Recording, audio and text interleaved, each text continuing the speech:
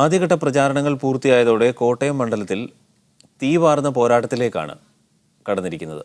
UDF മണ്ഡലം എന്ന പേരുണ്ടെങ്കിലും ഇത്തവണ 3 മുന്നണികളും വലിയ പ്രതീക്ഷയാണ് വെച്ചു പുലർത്തുന്നത്. എക്കാലത്തും സ്ഥാനാർത്ഥികളുടെ വ്യക്തിത്വം നോക്കി വോട്ട് ചെയ്തിട്ടുള്ളവരാണ് കോട്ടയത്തുകാർ.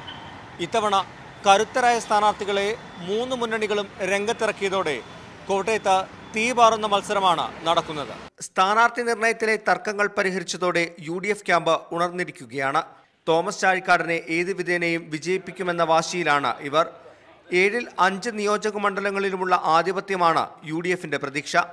കളങ്കമില്ലാത്ത വ്യക്തിത്വം സ്ഥാനാർത്ഥിക്ക് ഗുണം ചെയ്യുമെന്നും ഇവർ കണക്കുകൂട്ടുന്നു. UDF കോട്ടയിൽ 6 തവണ വിജയിച്ചതിന്റെ ആത്മവിശ്വാസത്തിലാണ് LDF ഉള്ളത്. അതുകൊണ്ട് തന്നെ CPM ജില്ലാ സെക്രട്ടറി VN വാസവനെ ഇറക്കിയാണ് ഇത്തവണ മണ്ഡലം പിടിക്കാൻ LDF ശ്രമിക്കുന്നത്. UDFിലെ ഭിന്നത ഗുണം ചെയ്യുമെന്നാണ് വിലയിരുത്തൽ. കേരള കോൺഗ്രസുകാരനായ PC തോമസിനെ ഇറക്കിയാണ് NDA ഇത്തവണ പരീക്ഷണം നടത്തുന്നത്. മണ്ഡലത്തിലുള്ള PC തോമസിന്റെ സ്വാധീനം അട്ടിമറികൾക്ക് ഉതകുന്നതാണെന്നാണ് വിലയിരുത്തൽ. 3 സ്ഥാനാർത്ഥികളുടെയും വ്യക്തിത്വം അതുകൊണ്ട് തന്നെ കോട്ടയത്ത് സജീവ ചർച്ചയാണ്. ഫലത്തിൽ 3 പേരും പരിസമ്പന്നർ മാത്രമല്ല ശക്തരായ സ്ഥാനാർത്ഥികളാണ്. അതിൻ്റെ ഒരു മാറ്റം ഇപ്പോൾ കോട്ടയത്ത് നമ്മൾ കണ്ടുകൊണ്ടിരിക്കുകയാണ്. ആദ്യഘട്ട പ്രചാരണങ്ങൾ പൂർത്തിയാക്കിയതോടെ വാശിയേറിയ പോരാട്ടത്തിനാണ് കോട്ടയത്ത് കളമൊരുങ്ങിയിരിക്കുന്നത്.